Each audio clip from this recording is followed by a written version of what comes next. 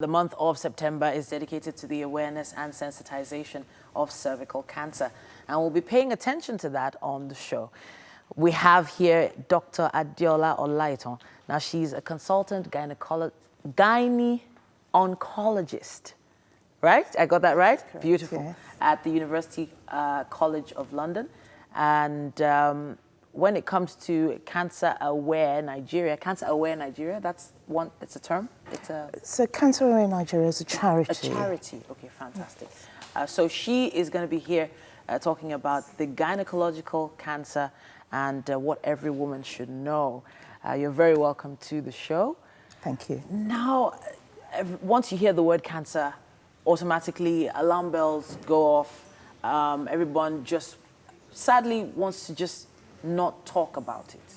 Why is it that it's so important that we keep up the awareness of prevention of cervical cancer? Well, I can understand why people are terrified of cancer because nobody wants a cancer diagnosis. But the good news about cervical cancer in particular is that it is preventable. Okay. And if it's detected early, it's fully treatable. So awareness is important. People need to know what they need to do to protect themselves from cancer. And if they were to get cancer, to recognize the early signs so that they can seek help at a point where it is still curable. Okay, so we talked a little bit before we started. You are a gynaecologist, so basically you work on cancers that have to do with which area? Let's pinpoint it. I'm a surgeon for cancers of the reproductive tract. So okay, the ovaries, the womb, the cervix, and the external genitalia. So you've had to treat a lot of people who have come in with symptoms that have to do with cervical cancer. Indeed. Of course. And okay, so on an average, how frequent do you have to treat people like this? So I work in the UK, okay. And in the UK, cervical cancer has become a rare disease. Okay. And the reason why it's rare is because of the effectiveness of the screening program. Okay. Because you can screen to detect lesions which are not cancer, okay. But if they were left untreated and undetected, will develop into cancer. Okay. These symptoms, these changes have no symptoms, so you wouldn't know you had them except you went to get screened, which is why we emphasise the importance of cervical screening.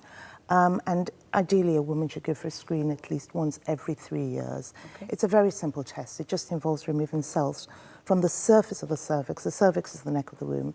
The cells are examined. The vast majority of women will be told that they have a normal cervix. Okay. And those who don't can have a very simple local outpatient treatment to get rid of this abnormality, which, as I said, if left undetected, would put them at risk of cancer. Okay, so I want to break this down into the ABCs. So you go for a screening. The screening is basically a smear test. Correct. Right? The smear test, the pap smear, right, tells them if it's normal or it's not. And if it is normal, you're free to go. But if it's not normal, then the doctor will prescribe what? So you have a treatment to the neck of the womb, which usually involves removing the tiny area where abnormal cells arise, okay. Either excising or burning away the cells. I mean, the area is less than the size of a thumbnail, okay. And then that is it. Okay. But yet, you know, it's not particularly uncomfortable. It's easily tolerated. It takes about 10 minutes. Okay. So well worth investing in. Okay, so I want to talk about age groups now. A lot of people think of cancer as an older person's disease. So how old does the youngest woman have to be to go for the screening? So normally screening, well, in the UK is instituted from the age of 25. Okay. And then until the age of 65, because these are the age groups at risk. Okay. Important to realise cervical cancer is a disease of young women. Oh, wow. It is the commonest cancer in women under the age of 35, which is why everybody needs to be aware. There's nobody who's too young to be treated. Okay, so I have heard somewhere, I'm not sure if it was a magazine or a pamphlet, that as soon as a young woman has become sexually active is when she should consider going for a screening. What does that mean? Essentially, cervical cancer is caused by an infective agent. Okay. The agent is a high-risk human papillomavirus. The virus is transmitted through sexual contact. And if you get the virus, in most people, it's a harmless, transient infection. In some people, it persists, and that is what leads to the changes that put you at risk of cervical cancer. Okay. So your risk begins basically when you're sexually active. Okay. Thank you so much. But so let's move a little further down the line now. You've probably, a person hasn't gone for a screening, they don't know, they go to the hospital, find out that they have cervical cancer. Can this cancer be treated? Fully treatable, fully curable. Obviously, the earlier you pick it up, the less consequences the treatment has. So, for example, I've said it's the commonest cancer in women under 35. Most of those women are still desirous of fertility. Okay. So if it's picked up really early, you can get away with something called a cone biopsy, which is just removing the abnormal cells from the cervix. So your womb is intact and your fertility is intact. The more advanced the cancer, the less able we are to be conservative. So the next step is to have a hysterectomy. Oh, wow. And the next step beyond that is to have radiotherapy. And obviously the latter two destroy fertility. So early detection is the key. But even later, it's still fully curable. Okay. All right. Now, so we've heard a lot about a particular vaccine. That's the HPV.